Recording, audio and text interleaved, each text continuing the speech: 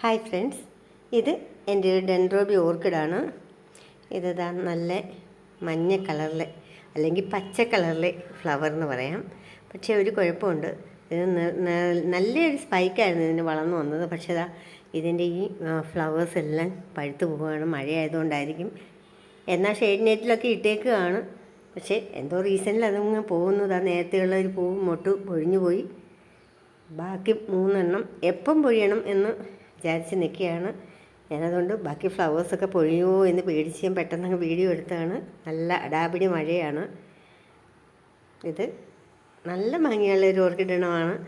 ഇതിൻ്റെ തന്നെ വേറൊരു കളറുള്ളതാണ് എൻ്റെ സെയിം കളർ തന്നെയാണ്. പക്ഷേ അതൊരു ഫ്രാഗ്രൻ്റ് മണമുള്ള ഒരു ഡെൻഡ്രോബി ഓർക്കിഡാണ്. ഇതിന് മണമുള്ളതല്ല. പക്ഷെ കണ്ടാൽ രണ്ടും ഒരുപോലെ ഇരിക്കുകയാണ്. ഒരുപക്ഷെ അതിന് രണ്ട് പേരായിരിക്കും. കണ്ടാൽ ഇരട്ട സഹോദരങ്ങളെ പോലെ തന്നെ തോന്നും. നല്ല ഭംഗിയില്ലേ ഈ കൂട്ടുകാരെ എൻ്റെ ഈ ഫ്ലവർ കാണാൻ? നല്ലൊരു മൂഡാണ്.